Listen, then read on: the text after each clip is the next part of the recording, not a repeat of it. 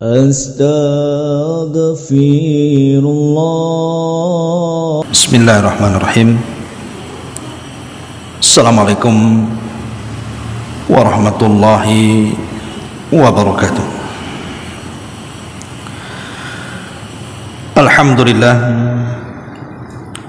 wassalatu wassalamu ala rasulillah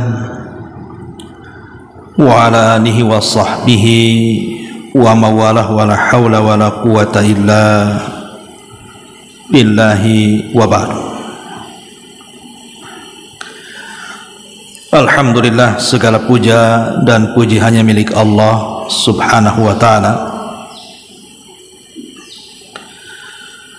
Salawat dan juga salam kita hadiahkan kepada Rasul kita Nabi besar Muhammad sallallahu alaihi wa ala alihi wasallam.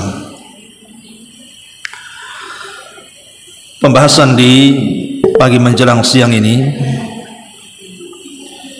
kita akan membahas tentang tanda-tanda husnul khatimah dan beberapa kelompok yang terbebas dari fitnah kubur atau pertanyaan mungkar dan juga nakir. Apa saja tanda-tanda kematian yang indah dan apa saja amalan yang bisa menghindarkan kita dari fitnah kubur ini? Inilah yang kita akan bahas 1 jam ke depan. Ma'asyiral muslimat yang dimuliakan Allah subhanahu wa ta'ala, kematian yang indah itu saya kira diharapkan semua manusia, saya, ibu atau siapapun pasti ingin kematian kita itu diakhiri dengan keindahan. Tetapi kebanyakan di tengah-tengah kaum muslimin kita saksikan banyak kematian-kematian itu yang memprihatinkan. Ada yang sedang di atas kemaksiatan dia meninggal, mungkin dia sedang mabuk dia meninggal, kena narkoba dia meninggal, sedang berzina dia meninggal, sedang menipu dia meninggal, dan begitu seterusnya.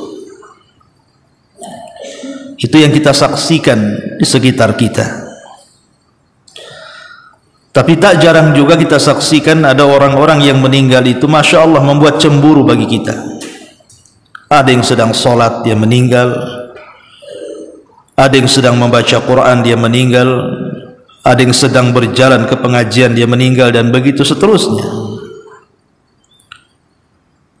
Tentu kematian ini dikembalikan kepada pilihan kita. Apakah kita ingin kematian kita su'ul khatimah atau husnul khatimah? Maka hakikatnya itu dikembalikan kepada kebiasaan kita. Kalau kebiasaan kita memang betul-betul dalam kehidupan ini ingin berubah, memperbaiki yang kurang baik, meningkatkan ketaatan dan ibadah kita kepada Allah setiap harinya, maka insyaallah kematian kita akan diakhiri dengan yang baik. Dan itu berdasarkan hadis.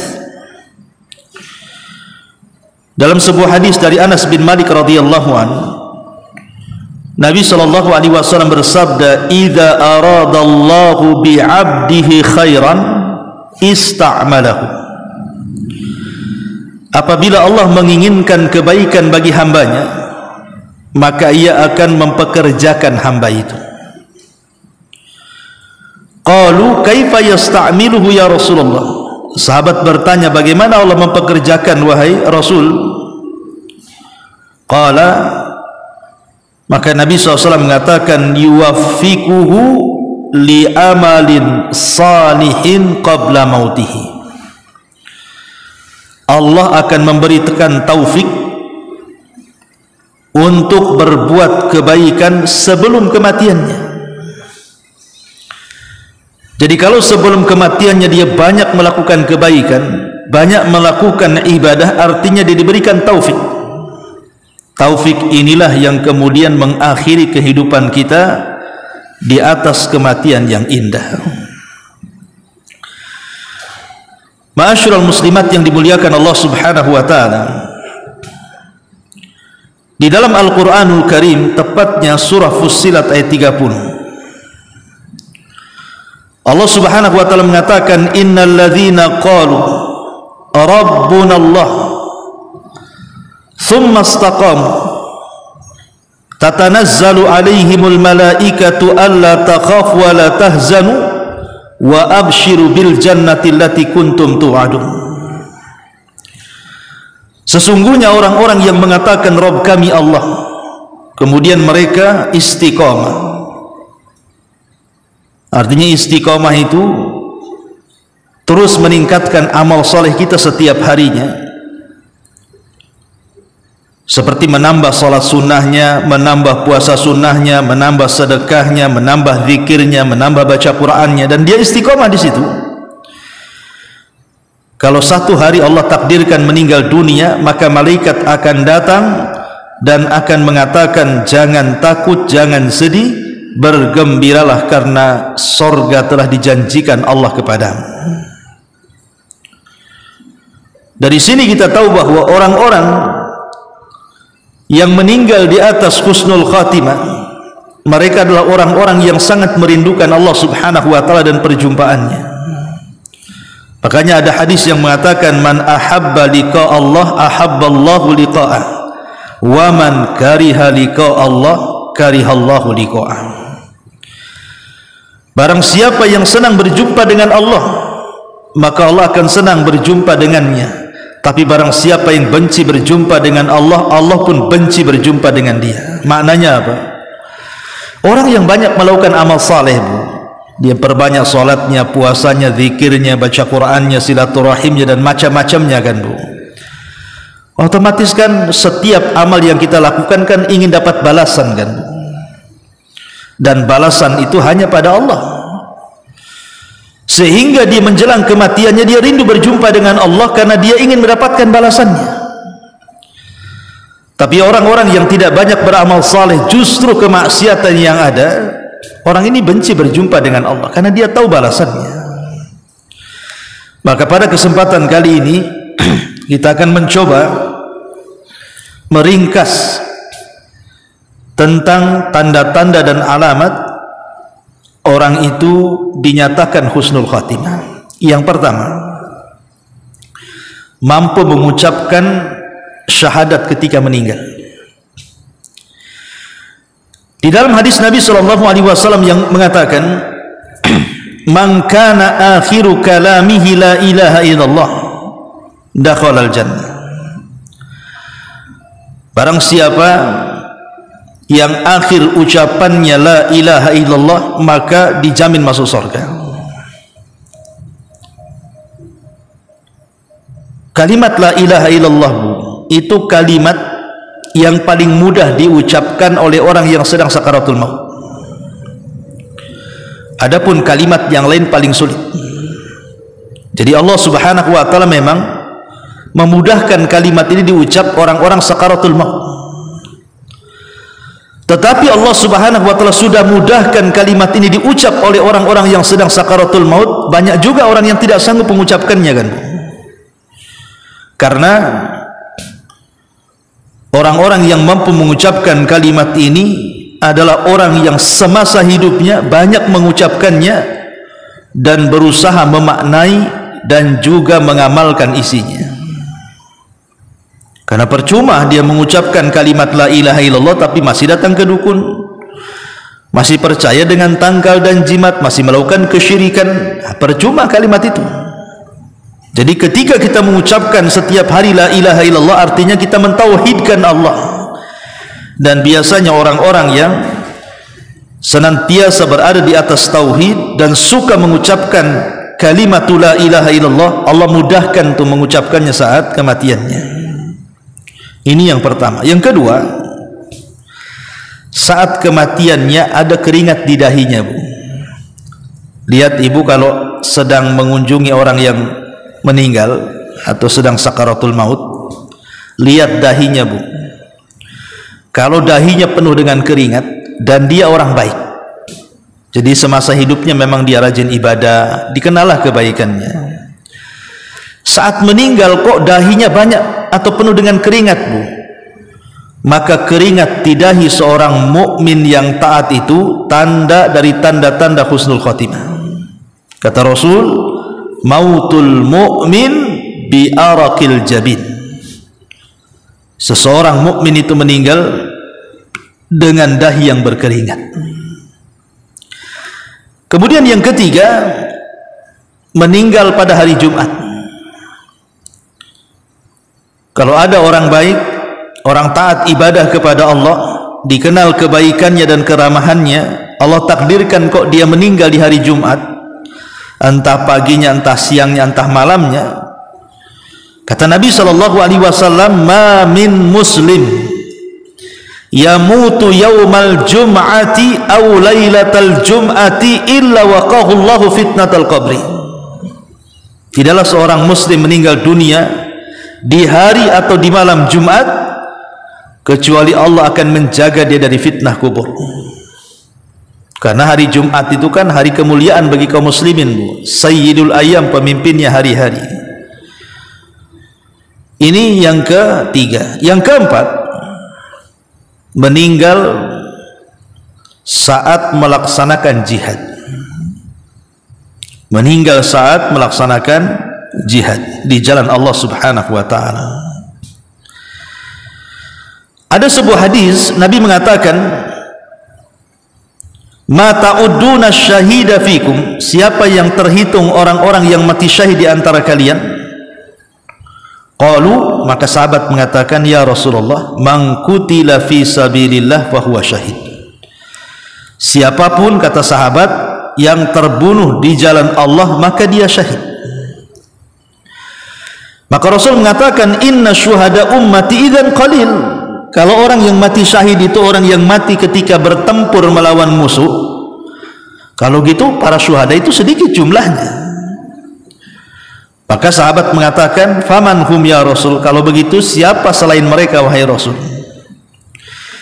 Maka Nabi SAW mengatakan, man qutila fi sabilillah fahuwa syahid, wa man mata fi sabilillah fahuwa syahid, wa man mata fi ta'un fahuwa syahid, wa man mata fil batni fahuwa syahid, wal ghariqu syahidun. Kata Nabi SAW, sesiapa yang terbunuh di jalan Allah maka dia syahid. Sesiapa yang meninggal di jalan Allah maka dia syahid. Maksudnya meninggal di jalan Allah seperti ibu nih, dari rumah jalan kaki menuju ke pengajian karena Allah, bukan karena apa-apa ya, bukan karena ingin jumpa dengan kawan, bukan, tidak, memang ingin ngaji.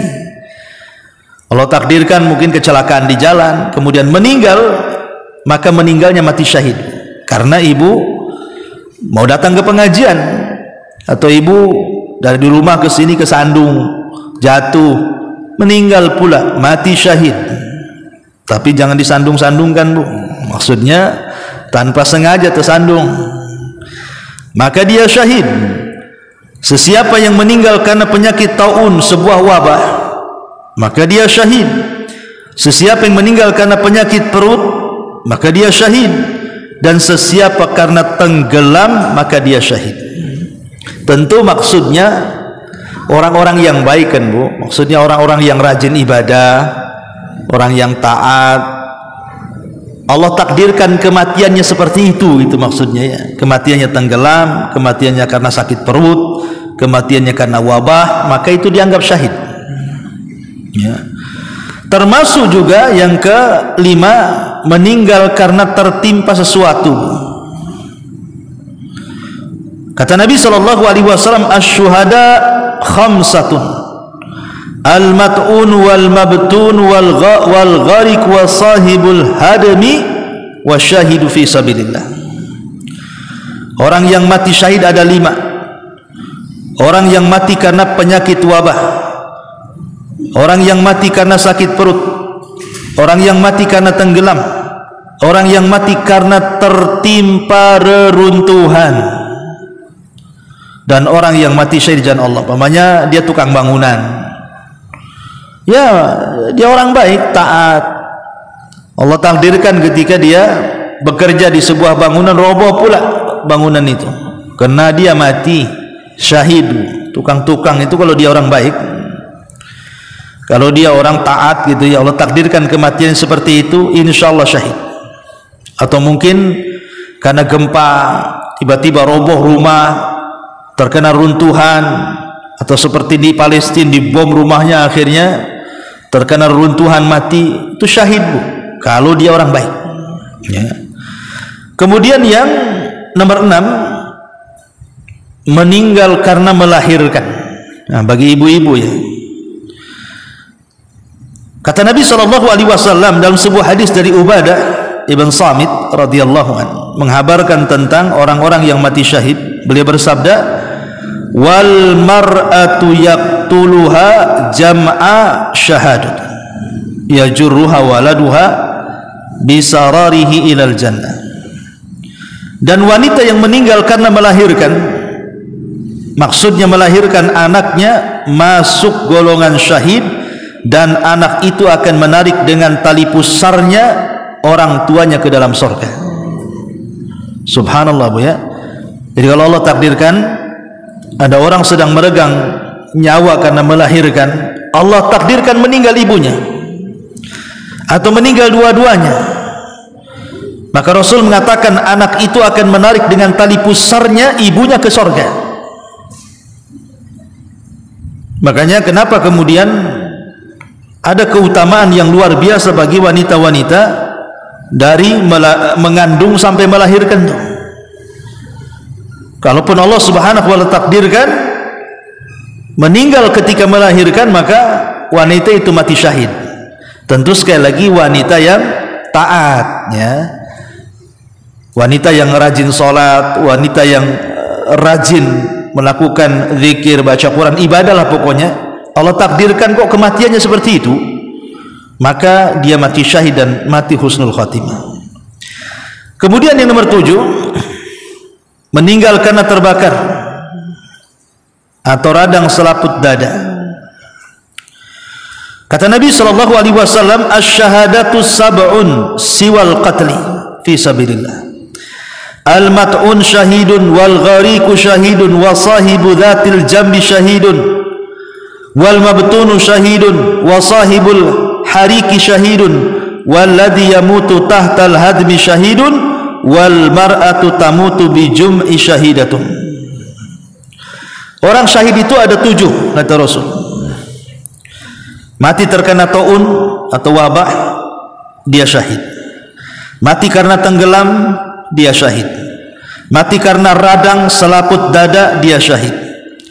Mati karena penyakit perut, maka dia syahid.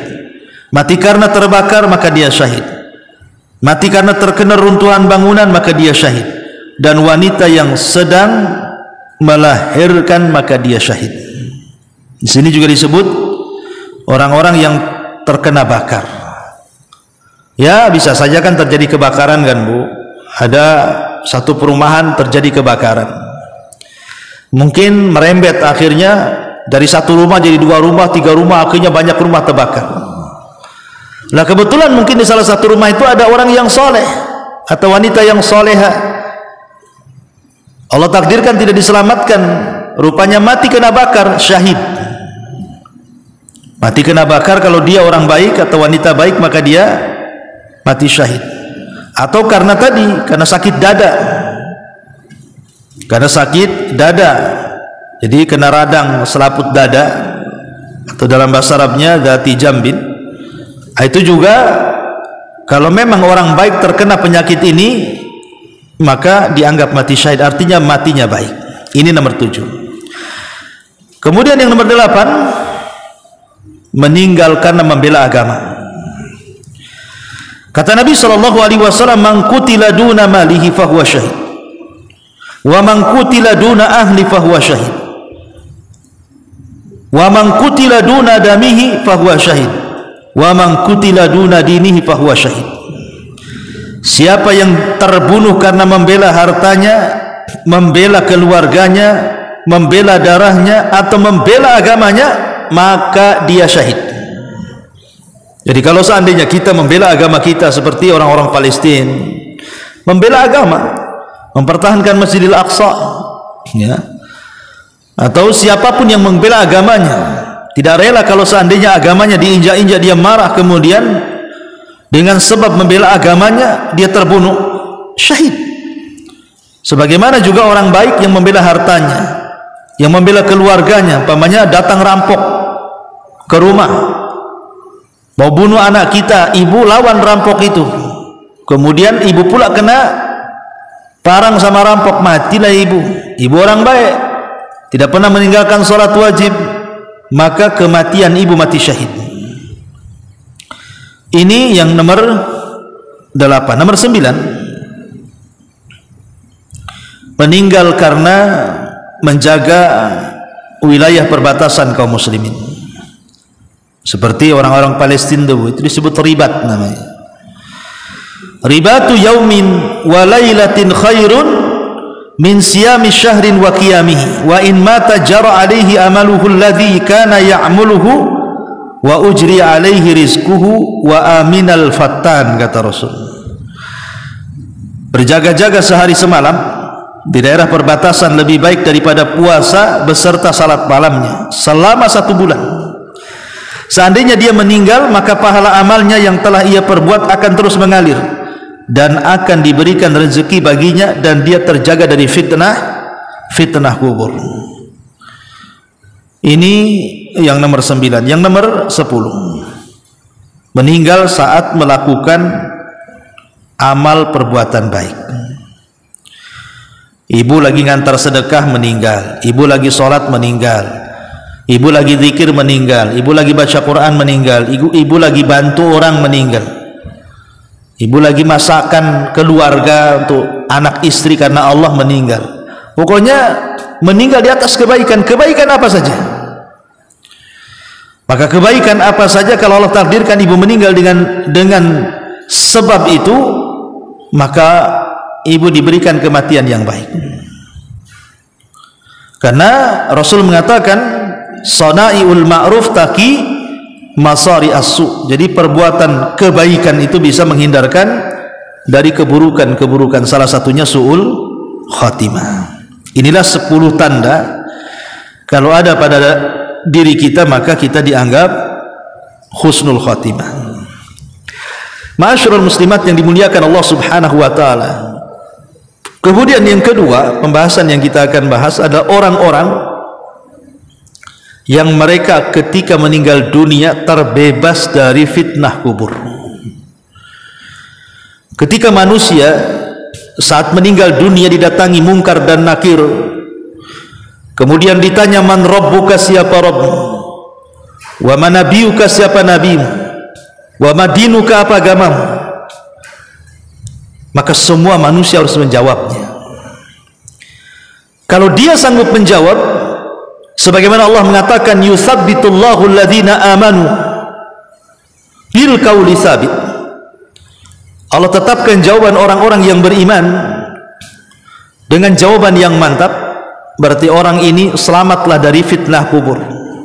Dan Allah katakan, ang sadaqa abdi, hambaku telah benar, bentangkan kuburannya seluas mata memandang, bukakan pintu sorga, hantarkan seluruh nikmat sorga ke dalam kuburannya. Ini yang sanggup menjawab. Kalau dia tidak sanggup menjawab, ditanya siapa Rabbmu, dia tidak tahu. Ditanya siapa nabimu, dia tidak tahu. Ditanya apa agamamu, dia tidak tahu.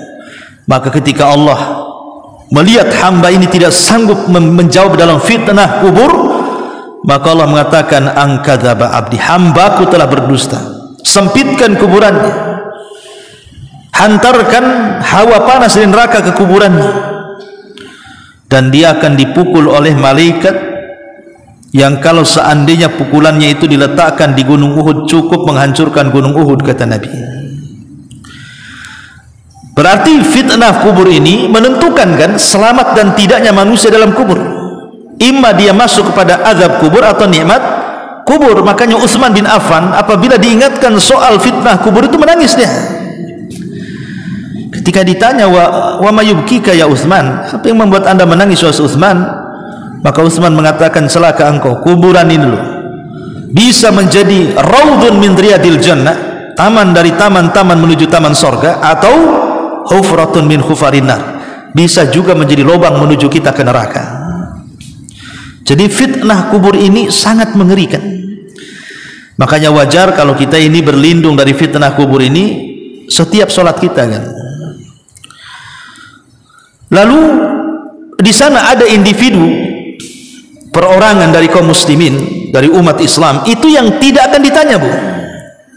Jadi ada orang-orang itu tidak akan ditanya, tidak akan disamperi mungkar nakir. Siapa mereka ini? Enak sekali mereka tidak ditanya mungkar nakir. Yang pertama, orang yang mati syahid. Orang yang mati syahid seperti mamanya sekarang para mujahidin yang ada di Palestina melawan Zionis Israel itu kan, Bu. Itulah para mujahidin itu, jelas-jelas yang diperangi adalah orang-orang kafir. Jadi kata Nabi SAW ketika seorang laki-laki bertanya kepada Rasulullah, ya Rasulullah, ma balul mu'minin yuftanuna fi kuburihim illa syahid. Kenapa orang-orang yang beriman itu mereka difitnah, ditanya oleh mungkar dan nakir, kecuali orang yang mati syahid kok enggak ditanya? Maka Rasul mengatakan, kafa bi bariqatis suyuf ala ra'sihim fitnah. Cukuplah kilatan-kilatan pedang bagi para syuhada itu menjadi fitnah di dunia. Jadi tidak ada fitnah lagi di kuburan. Jadi semasa dia perang dengan kilatan-kilatan pedang saja itu sudah menjadi fitnah bagi mereka. Jadi tidak akan terulang fitnahnya. Makanya para syuhada, orang-orang yang mati syahid, mereka terbebas dari fitnah kubur alias pertanyaan mungkar dan nakir. Ini yang pertama. Yang kedua, al-murabit. Murabit itu artinya orang-orang yang menjaga perbatasan daerah kaum muslimin dengan orang-orang kafir. Seperti orang-orang yang berada di jalur Gaza gitu kan. Jangan sampai kemudian musuh masuk. Maka jalur Gaza itu dijaga terus oleh kaum muslimin. Kalau seandainya Allah Subhanahu wa taala takdirkan ketika menjaga perbatasan kemudian dibunuh musuh, maka orang ini tidak akan terkena fitnah kubur. Karena Rasul yang mengatakan ribatu yaumi wa lailatin khairun min siyami syahrin wa qiyamihi wa in mata jara alaihi amaluhu alladhi kana ya'maluhu wa ujriya alaihi rizquhu wa aminal fattan. Berjuang sehari semalam lebih baik daripada puasa selama sebulan beserta salatnya. Jika ia mati, maka pahala amal yang telah ia lakukan akan tetap mengalir, rizkinya pun akan tetap berlangsung, dan dia akan terjaga dari fitnah. Maksudnya fitnah kubur. Ini yang kedua. Yang ketiga, para nabi tidak akan ditanya, karena salah satu pertanyaannya adalah soal nabi. Wa ma nabiyuka, siapa nabimu? Sebagaimana hadis yang mengatakan ma kunta taqulu fi hadzal rajul. Bagaimana pendapat tentang orang ini, maksudnya nabi. Karena nabi adalah objek pertanyaan, berarti nabi tidak akan ditanya karena dia objek pertanyaannya. Maka yang ketiga, para nabi tidak akan ditanya. Kemudian yang keempat, anak kecil dan orang gila. Anak kecil dan orang gila. Tetapi menjadi perselisihan ulama memang. Pendapat yang pertama, bahwa anak kecil dan orang gila tetap ditanya. Ini pendapat Malikiyah dan Hanabilah, dan yang dipilih oleh Qurtubi dan yang dipilih oleh Ibnu Taimiyah. Tapi pendapat yang kedua, bahwa anak kecil dan orang gila tidak akan ditanya di kuburan mereka. Dan ini pendapat Syafi'iyah, sebagian Malikiyah dan Hanabilah, dan ini juga pendapat Al-Qadhi dan juga Ibnu Aqil, termasuk juga yang dikuatkan oleh Al-Imam Ibnu Utsaimin dan juga Syekh bin Baz rahimahullahu taala, bahwa mereka tidak akan ditanya. Ya, jadi kalau ibu tidak ingin ditanya malaikat, jadi orang gila, Bu. Kalau orang waras mesti ditanya. Tidak mungkin juga lah kita orang gila, nggak mau kan, Bu. Maka kalau kita akan ditanya, persiapkan dengan pertanyaan itu. Tapi kalau anak kecil meninggal dunia, ada yang mengatakan ditanya, ada yang mengatakan tidak ditanya. Kemudian yang nomor 5, as-siddiqin, orang-orang yang jujur, orang-orang yang selalu mengatakan kebenaran. Dan orang yang jujur itu langka, Bu. Sebagian ulama mengatakan bahwa di antara orang-orang yang tidak akan ditanya adalah siddiqun. Kenapa? Karena mereka lebih afdol dibandingkan syuhada dan orang-orang saleh. Makanya Allah mengatakan, ulaika ma'al ladzina an'amallahu minan nabiyyina was-siddiqina wasyuhada was-salihin. Mereka orang-orang yang diberikan nikmat dari kalangan para nabi, para siddiqin dan syuhada. Menunjukkan siddiqin lebih tinggi daripada syuhada. Kalau syuhada tidak ditanya, siddiqin jelas tidak akan ditanya, karena posisinya lebih tinggi dibandingkan para syuhada. Ya, dan para siddiqin adalah orang-orang yang jujur. Orang jujur itu sulit, ya, karena kita ini jujur sekali dua kali, bohongnya itu berkali-kali. Kemudian yang nomor 6, orang yang mati di hari Jumat. Sebagian ulama mengatakan orang yang mati di hari Jumat, maka dia akan terbebas dari fitnah kubur berdasarkan hadis man mata yaumal jum'ati kutiba lahu ajru syahid wa wuqiya min fitnatil qabri. Barang siapa yang meninggal di hari Jumat dicatat sebagai pahala orang yang mati syahid dan akan dibebaskan dari fitnah kubur. Tentu orang-orang baik, ya. Ya, kalau maling mati di hari Jumat ya sama aja. Ya, maksudnya orang baik gitu, Bu, ya. Orang yang taat, orang yang ahli ibadah, lagi baca Quran dia meninggal, Allah pilih di hari Jumat, itu maksudnya orang-orang yang terfitnah dari yang terbebas dari fitnah kubur. Dan yang nomor 7, mati karena sakit perut. Ada sebuah hadis dari Abdullah ibn Yasar. Jadi dia mengatakan, aku pernah duduk bersama Sulaiman ibn Surad dan Khalid ibn Urfutah. Mereka menyebutkan ada seseorang yang meninggal karena sakit perut. Keduanya berkeinginan untuk menyaksikan jenazahnya. Maka salah satu dari keduanya berkata kepada yang lainnya, bukankah Rasul yang bersabda, siapa saja yang meninggal karena sakit perut maka dia tidak akan disiksa dalam kuburnya. Lalu yang lainnya berkata, betul apa yang kamu ucapkan itu. Tentu ini orang baik juga, ya. Jadi kalau Allah pilih kematiannya seperti itu, berarti dia orang baik. Tapi kalau melakukan kejahatan dia mati karena sakit perut, ya nggak masuk dalam hadis ini. Maksudnya orang baik, orang taat yang Allah pilihkan kematiannya dengan sakit perut, maka akan terbebas dari fitnah kubur. Dan yang nomor 8, orang yang suka melazimkan baca surah Tabarok. Ibu baca surah Tabarok setiap malam. Tabarakalladzi biyadihil mulku wa huwa ala kulli syai'in qadir. Maka Nabi SAW mengatakan dalam sebuah hadis, hiyal munjiatu hiyal maniatu. Surah Tabarok adalah penyelamat dan dia adalah al-mani'ah yang mencegah dari azab kubur. Bahkan Rasul mengatakan suratun 30 ayat syafa'at li sahibiha min azabil qabri. Satu surat terangkai dari 30 ayat akan menjadi syafaat bagi para pembacanya, bahkan akan selamat dari azab kubur. Kata Rasul, tabarakalladzi biyadihil mulku wa huwa ala kulli syai'in qadir. Inilah diantara 8 kelompok yang akan terbebas dari fitnah kubur atau pertanyaan mungkar dan nakir. Ma'asyiral muslimat yang dimuliakan Allah Subhanahu wa taala. Lalu amalan apa saja, Bu, supaya kita tidak terkena azab kubur itu? Bagaimana caranya? Karena mungkin di antara kita tidak seperti, anggaplah kita tidak mungkin terbebas dari pertanyaan mungkar dan nakir. Kalau Allah takdirkan kita bagian daripada orang-orang yang ditanya, karena ada 2 kelompok yang tidak akan menjawab. Ingat, ada 2 kelompok ketika ditanya oleh mungkar dan nakir tidak akan menjawab. Mereka ditanya diam saja. Pertama orang kafir, dan yang kedua orang munafik, yang munafiknya ini sampai kepada tingkat kekufuran, namanya nifak akbar. Pertama orang kafir, yang kedua orang munafik, nifak akbar yang sampai keluar dari Islam. Dua kelompok ini tidak akan bisa jawab. Adapun seorang mukmin yang fasik, mungkin kayak kita lah kan, itu ya masih banyak melakukan kefasikan, tapi kita juga beriman. Tapi kadang-kadang keimanan kita ini berkurang karena kemaksiatan.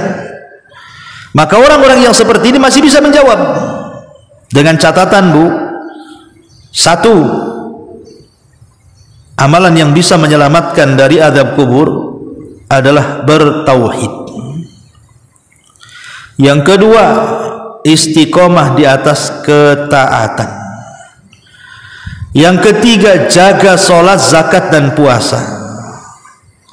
Yang keempat, berkeinginan kalaupun kita tidak bisa berperang tapi ada keinginan untuk berperang di jalan Allah.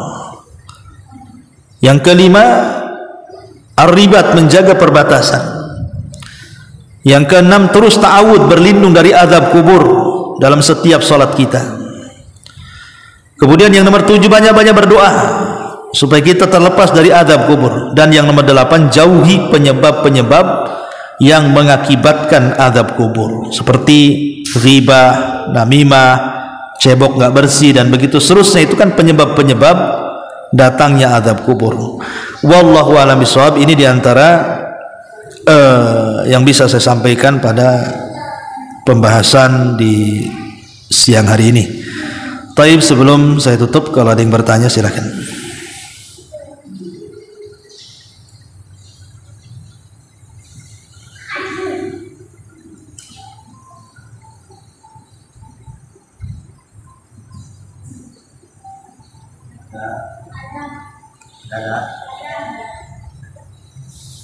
Nggak ada. Oke, ditunggu.